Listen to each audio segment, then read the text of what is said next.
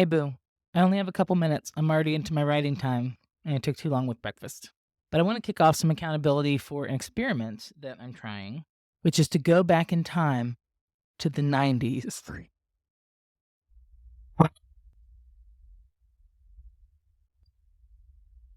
That's right. I'm on my second attempt to switch to a dumb phone. Why? Why? I could just have self control and use my phone less. I could set little limits on the thing with screen time. I could lock it with a password so I can't turn things back on after the screen time. I could just turn my phone off when I'm at home. I've done all those things and it's still not better because the way a phone works is that it slowly has become everything about life. My finances are on this. My social life is on this. My pictures are on this. My YouTube stuff, Kindle, library, work stuff, podcasts, relaxation music. It's all on this. And so I find, and this is embarrassing if it's not the same for you, so I'm going out on a limb here. When I wake up, the first thing I do is check it and then pick some music for the day. And then sometimes I'll get trapped in something else. When I start my work day, same thing. When I start a break, when I end my day, when I get the kids, before I start dinner, after dinner, when we watch a show, it's always there. And I think, at least for me, there's something in me that really resents being tied to anything. And it makes me feel kind of trapped even though it's just me trapping myself. Like I fully acknowledge I'm the idiot here who can't handle it. So anyway, that's the why. That's the why. And so I'm more than 24 hours into switching this over. The process, it was pretty simple. Basically, this was an eSIM and I switched it to a physical SIM in the store. Took about 20 minutes. And then I just popped that SIM card in here and I'm good to go. If you have a later iPhone, it might only take eSIM, and so things get more complicated from there. But so far, really easy. I haven't had any issues with coverage. Call quality is great. Um, it has introduced some issues with iMessage. I think that's going to be the biggest problem. And it doesn't get photos, so that's going to be a big problem. But despite all the frustration and how long it takes me to text something, the overwhelming feeling since the minute I switched it over is relief.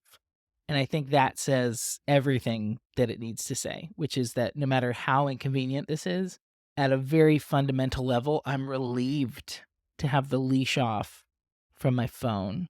So I'm going to update every once in a while. How's it going and what is happening? But I wanted to kick this off, like I said, as some accountability. I'd like to do a whole month. So until January 15th, no matter how inconvenient, I'm going to keep this experiment going.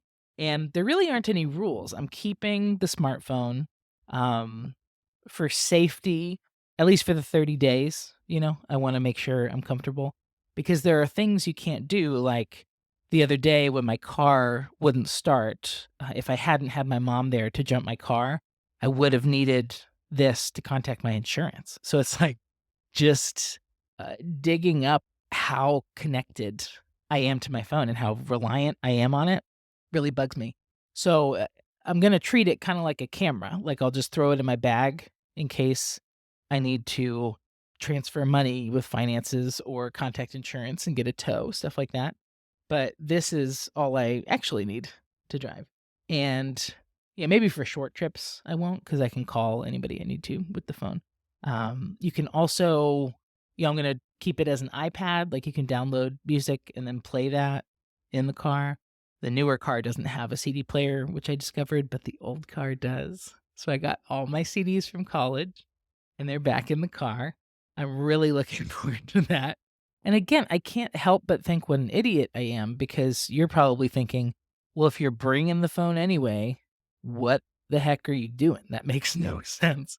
And I saw it described on a Reddit comment that was really insightful, which is that cutting that cord, figuratively, turns the phone back into a tool. Like it's a camera that I'll get out when I choose to. It's an iPod I'll get out when I choose to.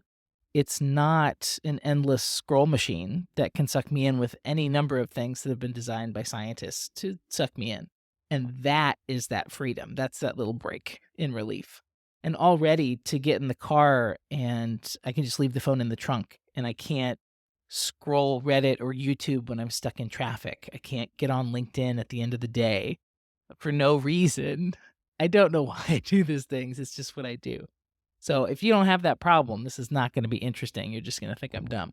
But already I feel more free inside my home. And that's worth everything. So, some basic info about the phone. This is a light phone 2. There is a 3 available, but it was more expensive and it doesn't have the e-ink. To me, what's really cool about this is it's e-ink, like a Kindle. So I'm not getting the blue light when I use it. You turn it on with this one button up top, and then it takes you to a screen. The little star by the number means I have a text. And so you open the menu, and I can look at what a text is.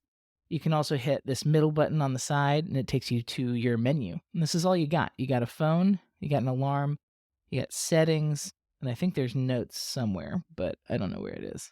I've tested the alarm. I had my other phone as a backup for today, but it worked great, so I don't need that anymore. And I mean, you got airplane mode. That's really it. It can hold music. I think you can get like 30 to 50 songs on there. I'm probably not going to do that because I just need kids' music, really, and then I can use a CD player. And then our home stays pretty wired because my husband's really into tech. So we have Siri that I can use to play music sometimes. So really, I think the next 30 days is just about finding those areas of tension where I still like have the impulse to use the phone and then limiting those. And really, it's just music around the house and then audiobooks while I do chores. But frankly, I'm looking forward to things being less convenient. I'm looking forward to being more immersed in my physical day because I think that's where this disassociation is coming from. It doesn't help that I rewatched Bo Burnham's Inside comedy thing on Netflix.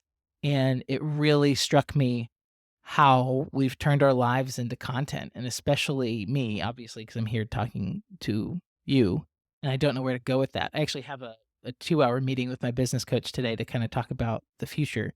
Because I've gotten into this space where it feels like my only option is content. And if your life has to be content and you have to be entertainment, I don't know. But then I don't feel like I have other options. So that trapped feeling, there's a lot I do to avoid that trapped feeling.